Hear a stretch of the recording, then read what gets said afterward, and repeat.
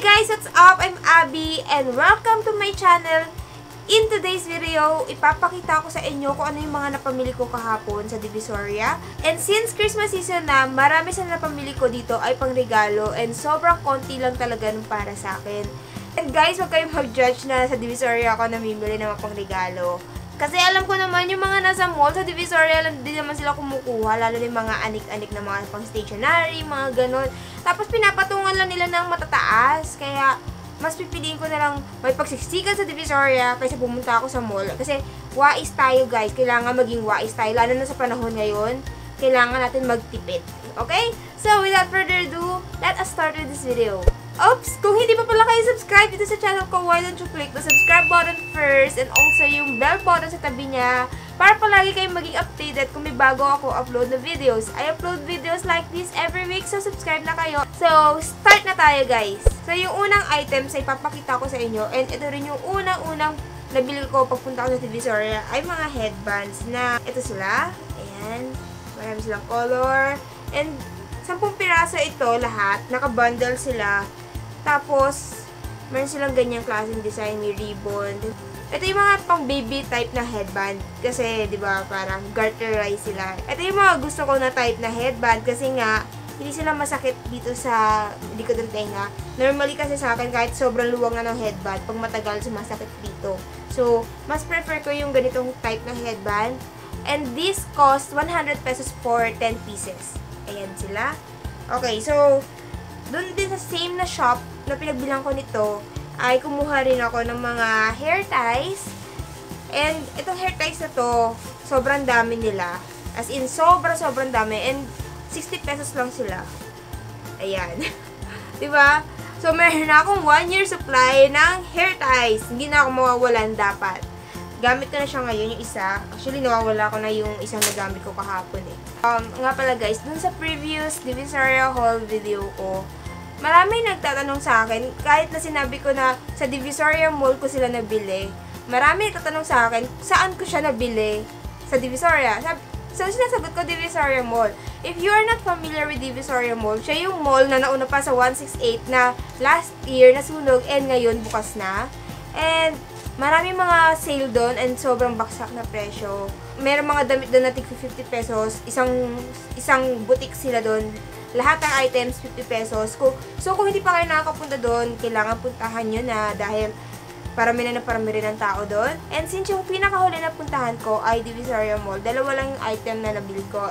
And these are sandals and doll shoes na gagamitin ko para sa office. Meron akong onting rant dun sa store na yon. Actually, nakalimutan ko na siya kung saan. Pero sa ground floor siya, Divisoria Mall. Nagbibenta sila ng mga sapatos, as in, lahat sila sapatos. And yung mga shoes na naka-sale for 179 pesos.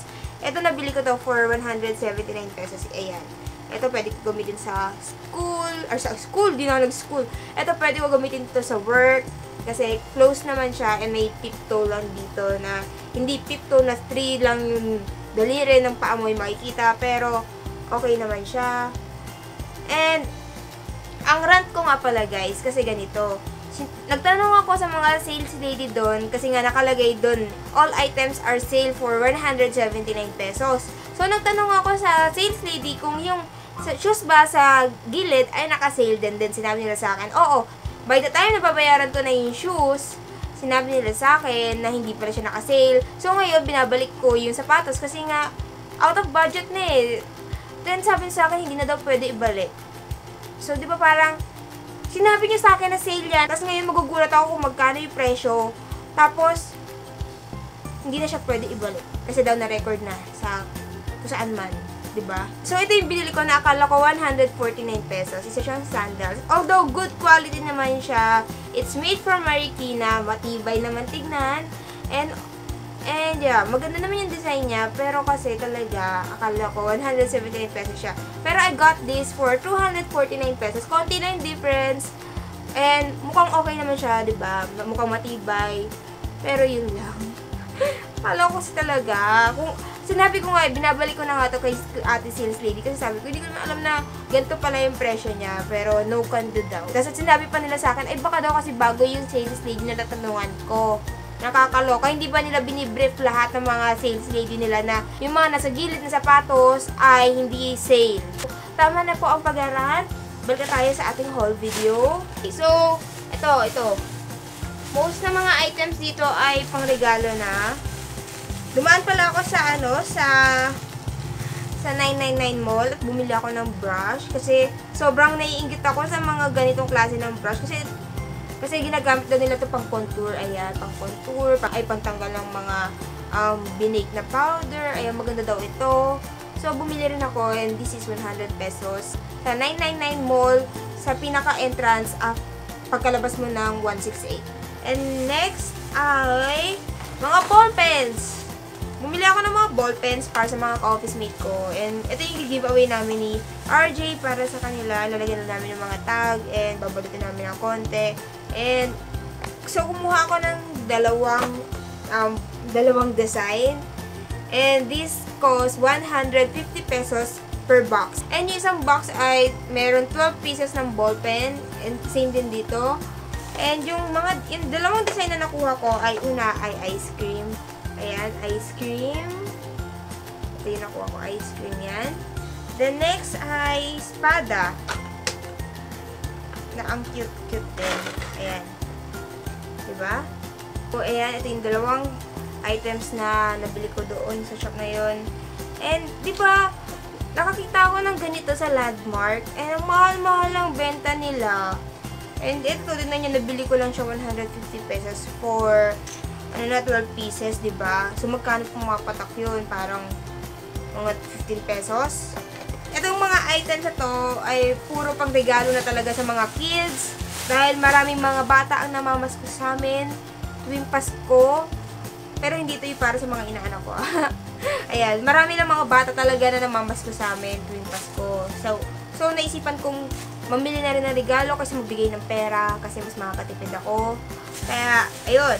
So, ang unang item na ipapakita ko sa inyo ay yung nandito. Ayan. May isang building papunta sa Divisoria Mall na puro laruan. May isang shop sa building na yon na nagbebenta sila ng mga laruan na 220 pesos for 1 dozen ng laruan. And assorted yun, ikaw mamimili. So, lahat itong nasa plastic na to ay 220 pesos. So, papakita ko sa inyo kung ano yung mga napili ko. So, lumalabas, di ba, para 18 pesos each lang sila. Okay, so, bumili ako ng alkansya. Actually, kumuha ako ng 3. Ayan. Ito at alkansya. Para matutong mag-ipon ng mga bata at hindi gumastos. Ay, nako, Titas of Manila. Ayan, mga alkansya. 3 piraso. Bumili rin ako nitong parang, connect fork. Ayan. Imagine niyo guys, 18 pesos. And bumili ako ng 2. And ito nilalaro ko dati nung bata ako. And remember, yung ganito ko dati, nagkakos pa na nasa 300 to 500 pesos. And ngayon, nabibili ko lang siya kung magkano. Wala pang 20. O, diba? Next item ay, matik na. Next item ay jumping rope para sa mga gustong mag-exercise. And next item ay itong parang, hindi ko alam kung ano tawag dito eh. Pero yung igaganon mo, then, kailangan mo saluhin yung bola. Ayan. So, bumili rin ng 2 ganito. Bumili rin ako ng parang dollhouse na Pokemon. Ayan. Ayan siya. And, bumili pala ako ng 2 ganon. Ayan. Tapos, bumili ako ng isang robot para sa mga guys. Ayun yung nabili ko doon sa shop na yon. Also, bumili rin ako ng Play-Doh. This is 100 pesos. And tingnan nyo guys. Ewan ko guys kung naabutan nyo yun. Pero yun yung mga kina-commercial na laruan dati. Yung parang, may Play-Doh. Then, may mga hulmahan sila. Then, lalabas doon. Basta, sobrang gusto ko makatry nun. Kasi lang mahal sila. And wala akong budget. And dito yung hulmahan. Ilalabas dito yung clay. And also, meron silang mga spoon and fork. Diba? Ang cute! Ito naman ay Play-Doh. And ang gagawin mo naman ay mga pudding. Ayan. So, this is 80 pesos. Bumili rin ako nito. Or mga, electric fan. Ayan. Na ginaganon-ganon mo. Ginaganon para umandar. So, hindi siya battery operated. Sobrang cute lang ng design niya. Pakita ko sa inyo. Ayan guys, sobrang cute ng design. And so, kumuha ko ng pink na may blue na ribbon and blue na electric fan na may pink na ribbon. Ang cute-cute niya. This cost 40 pesos lang. Kapag bumili ako ng marami, makakatawad pa ako. Pero, ito lang yung gusto ko. Kaya, ito lang yung binili ko. Last item, ay maganda rin pang giveaway, diba? Ay mga eco bag. Ayan. And this cost 20 pesos each. Ayan. So, alam ko meron pa makukuha ng mas mura nito. Pero wala na akong time maghanap. And nabili ko to sa Divisoria Mall sa may entrance lang. Ayan. 20 pesos each. Itong choker na suot ko ay from Divisoria din. 168. 50 pesos lang. Matagal na ako naghahanap ng ganitong type ng choker, kaso lang wala akong makita. Meron sa H&M and Forever 21, kasi lang 300 pesos.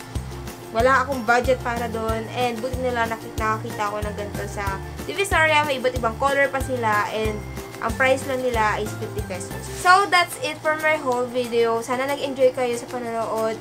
And if ever nag-enjoy kayo, please click the thumbs up button. And please share this to your friends. And kung may mga katanungan kayo, don't forget to comment it in the comment box below. And I hope to see you again on my next video. Bye! So, shout out muna tayo. First, I want to give a shout out to Sis Desky and her two pretty daughters, Nicole and Eunice. Sana ma-meet ko kayo next time. Also, kay Rueza. Yan, tama na yung nasabi ko kasi dun sa last video ko, mali yung pagkakasabi ko sa name mo. Hi, Sis Rueza.